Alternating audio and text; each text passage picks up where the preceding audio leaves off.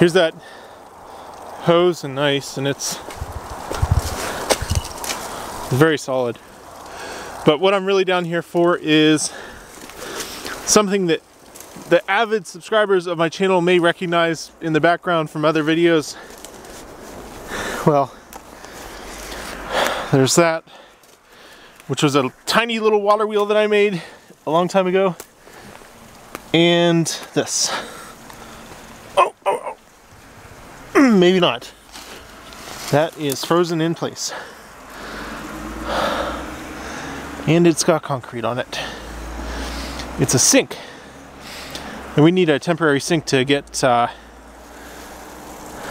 test our water. Our whole water system.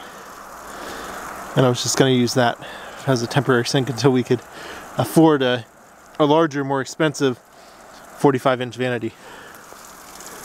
So I might actually try hooking up that hose and thawing this out. Alright, here's what we have to work with. That's odd. 45-degree mounting for the sink handles. But it looks to be fully intact. Probably just... Oh, wait.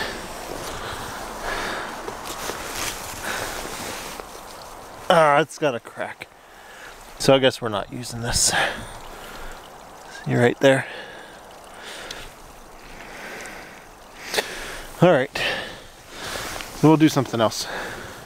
I also have two other clips of when they were putting in our sewer, our grinder pump, and for digging the trench.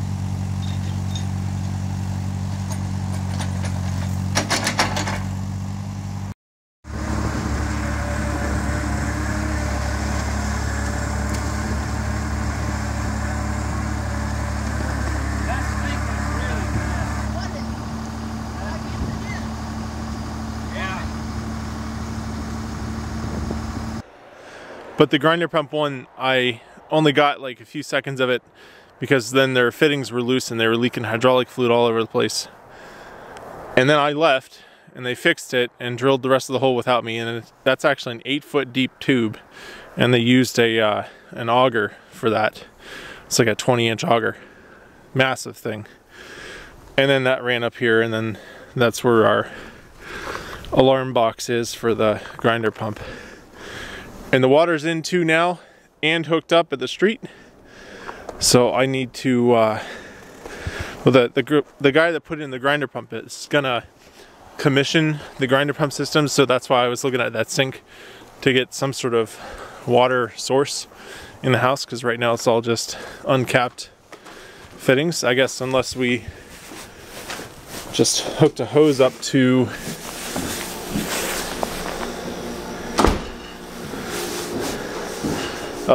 the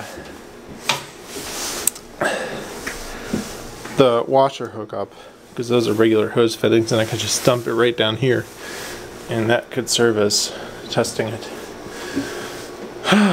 Oh, by the way, 99% of the drywall's, or 95% of the drywall's done. My parents and aunt were up here working all weekend and got the initial layer of tape on, bunch of screw holes capped. Didn't get all the tape on, but a lot of it. And I have to run the dehumidifier up here in the middle of winter, where usually you want humidity, because it's such an airtight house and the tape is drying out. So all that moisture has to go somewhere, and instead of condensing on the windows, it goes into the dehumidifier. And here's Here's a standard double pane window, what they behave like in this humidity and temperature. And here's what a triple pane window behaves like. That's the only condensation we have in these. The rest of it is clear. A bunch of people will say you ran the drywall wrong, but I feel this is the correct way, at least for this. A lot of people will do 12-foot sheets horizontally, and then you have just a single seam on a lot of walls. In some walls you have a butt joint where you have two sheets together.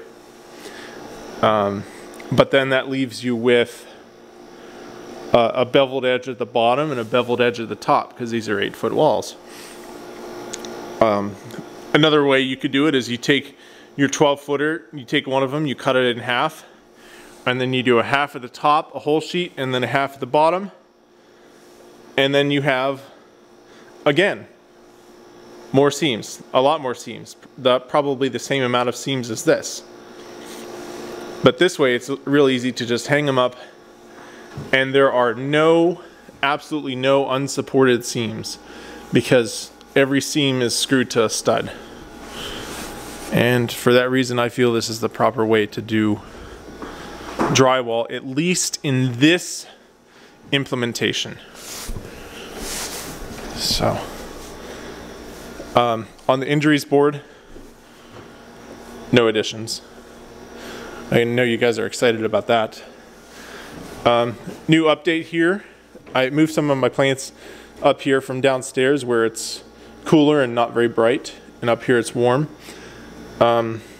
These are succulents that seem to be doing okay now. They were doing not great downstairs. And I have a cactus of unknown variety. I don't know if it's an Easter cactus, but this blooms like out of season for Easter. So I don't know what it is. Christmas cactus, something else. And then I have an ever-bearing strawberry plant. This guy's looking a little dry actually, with one desiccated or desiccating strawberry. That's been on there for like 2 months now. Just not doing anything. And a blade of grass. So there we are. That's my status update. I'm very excited, and it's very comfortable up here. My parents and aunt both stayed here overnight, both nights. And well, it's 56 in here. I turned the heat off a while ago. It's like 20 outside. Oh, and 53% humidity. It was like 56 earlier before I turned on the dehydrator. Dehumidifier. I make a lot of jerky, so I think dehydrator a lot. And they had that one radiator on and this one radiator on high, both of them. And it was -6, and they were comfy, even hot, above 62 in here. So that's cool.